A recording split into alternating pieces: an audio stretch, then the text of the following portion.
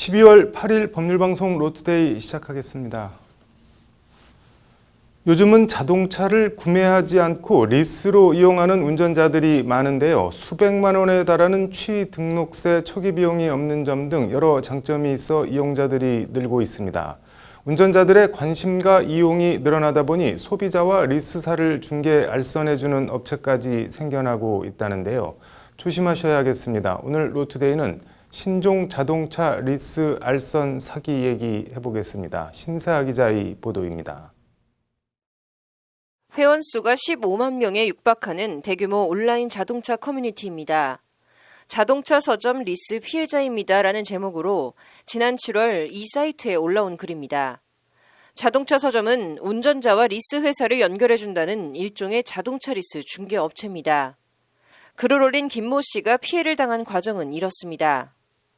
김 씨는 2018년 3월과 7월 두 차례에 걸쳐 자동차 서점에 총 3천만 원의 벤츠 신차 리스 보증금을 입금합니다. 월 리스료 169만 900원 가운데 김 씨가 102만 원을 부담하고 자동차 서점이 매달 67만 900원의 리스료를 지원해주는 조건이었습니다.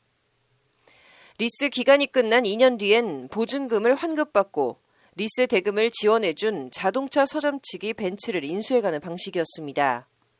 김 씨 입장에선 손해볼 게 없는 조건이어서 흔쾌히 계약을 했지만 김 씨 말대로 이는 비극의 서막이었습니다. 차를 인수한 뒤 1년 반 정도 지난 올해 3월부터 자동차 서점으로부터 리스 지원금이 제대로 들어오지 않은 겁니다.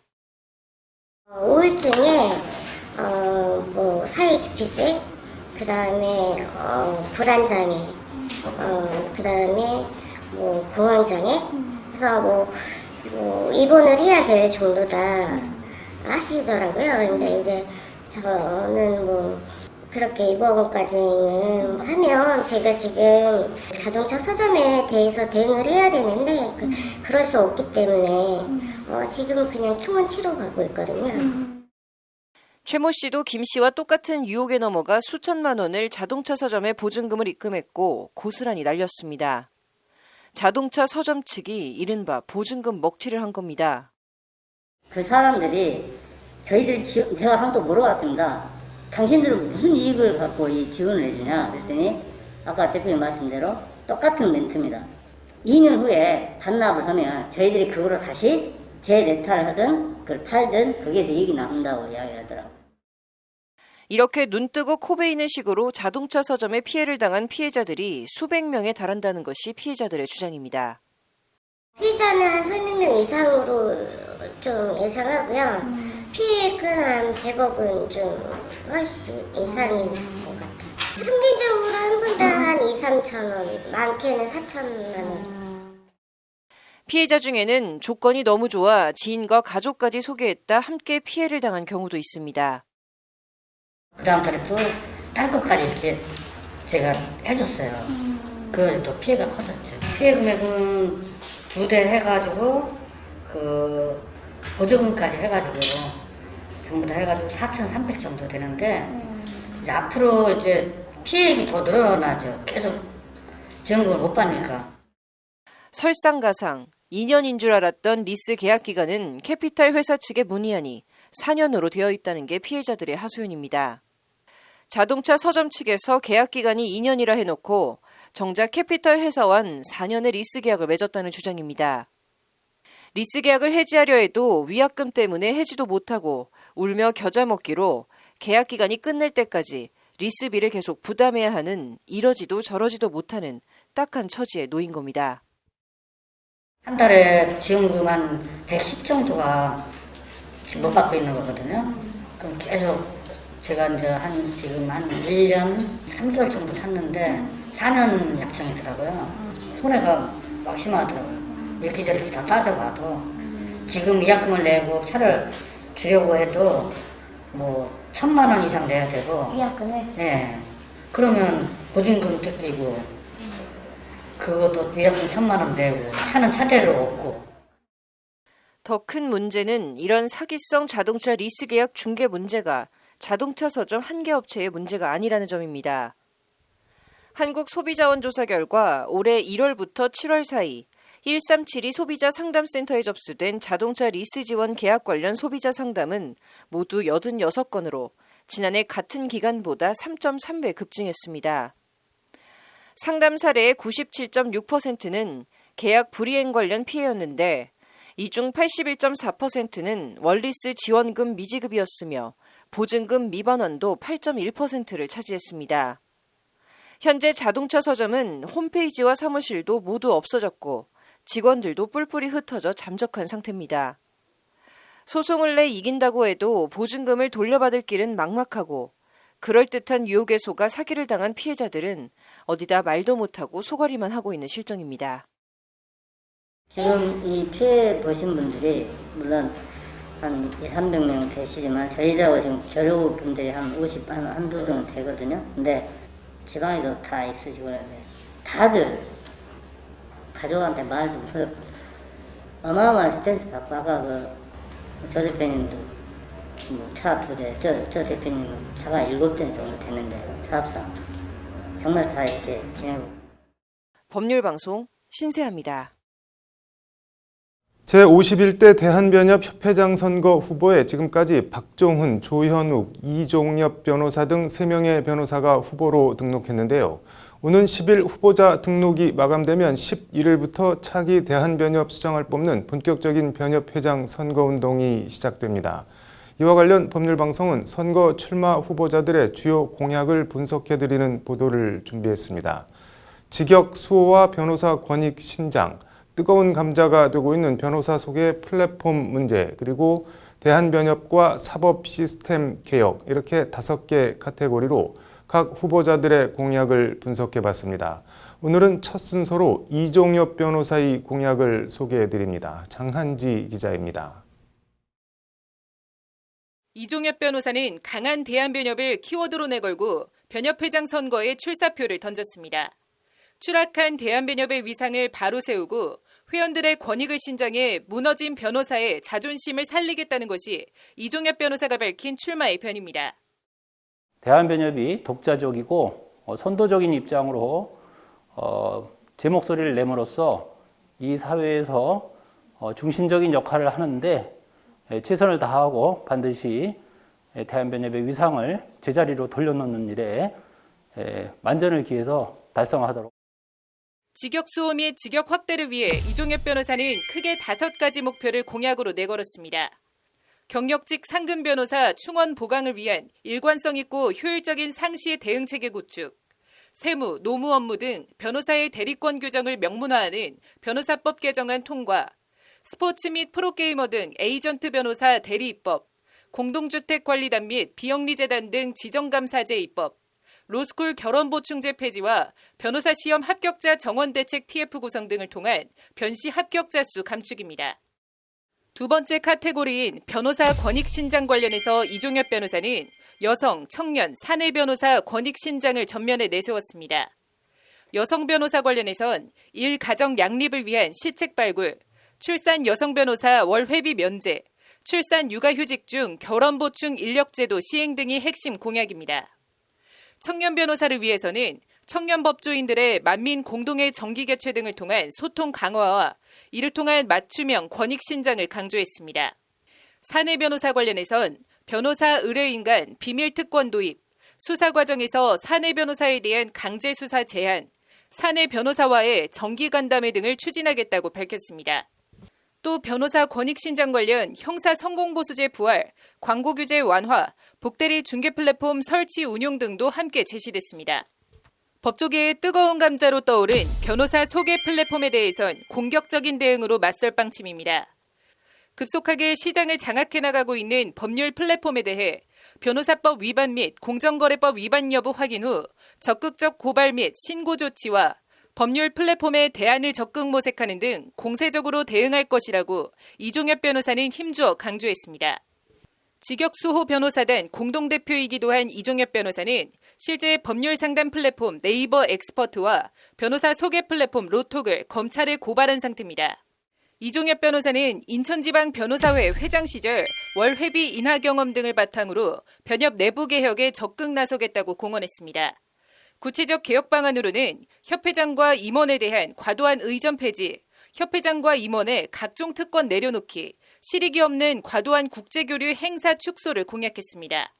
또 방만한 각종 위원회 통폐합, 신설된 감사위원회 제도 실질화를 통한 회계 감사 실시, 예산 편성과 집행의 투명화, 회원들의 분담금 인하 등을 주요 공약으로 내세웠습니다. 이와 함께 무분별한 MOU 정리, 대한변협 인증 전문 변호사제 중단, 공익활동 의무 및 의무 연수제 폐지 등도 공약으로 제시했습니다.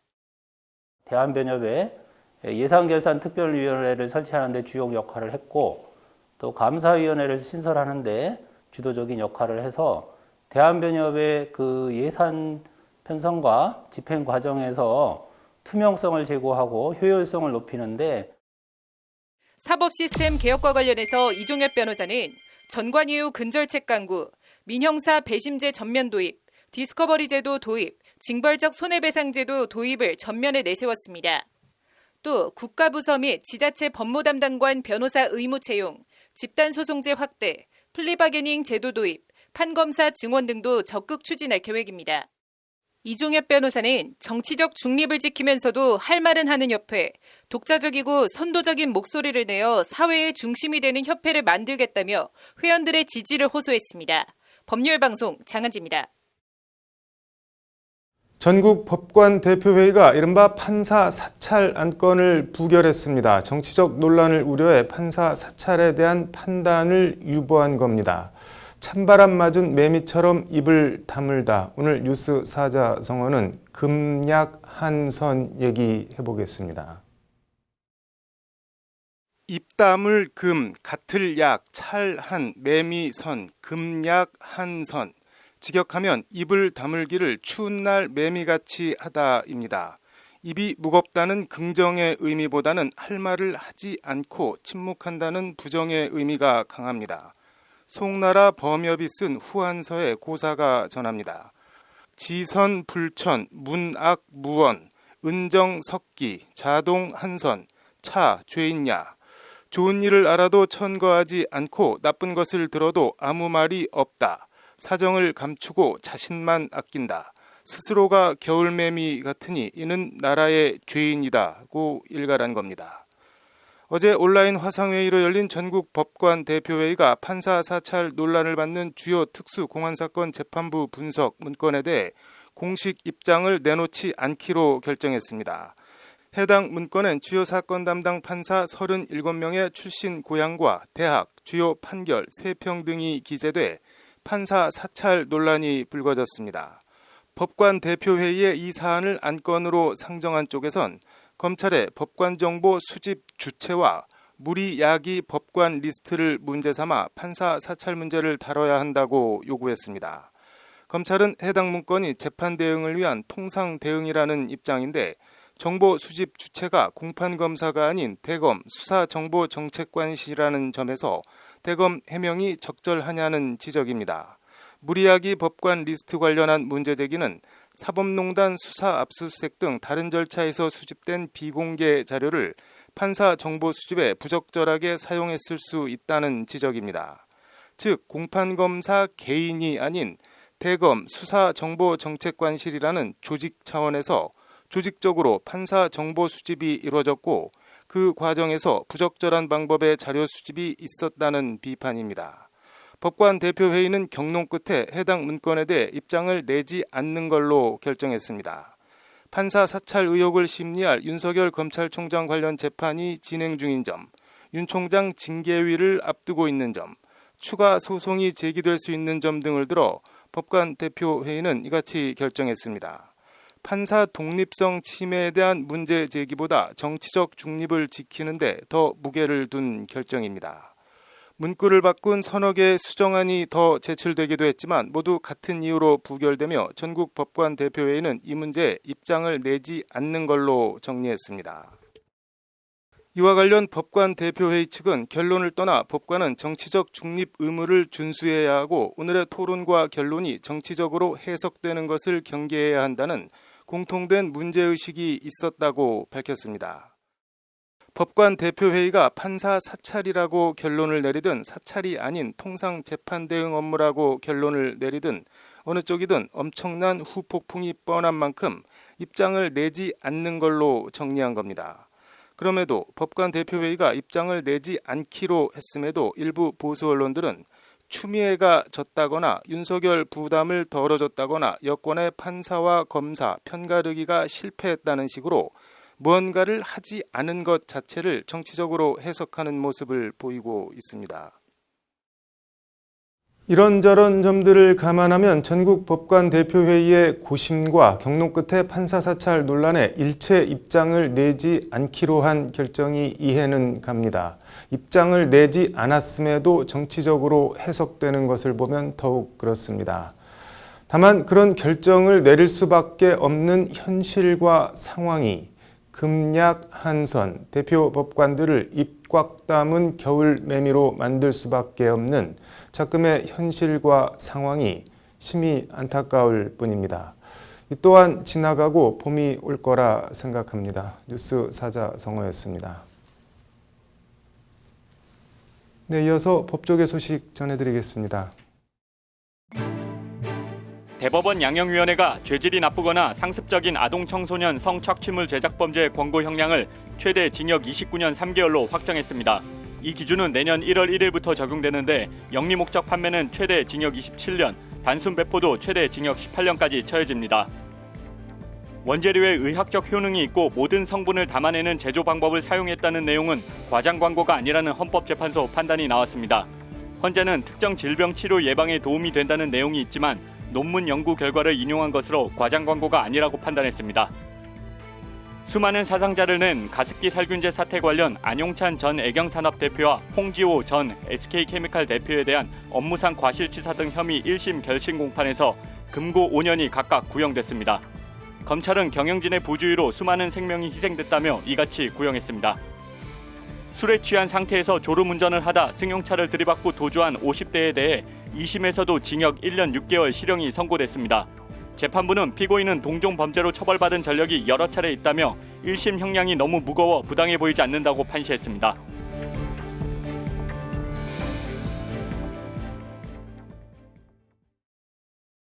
(12월 8일) 로투데이 마치겠습니다. 시청해 주셔서 감사합니다.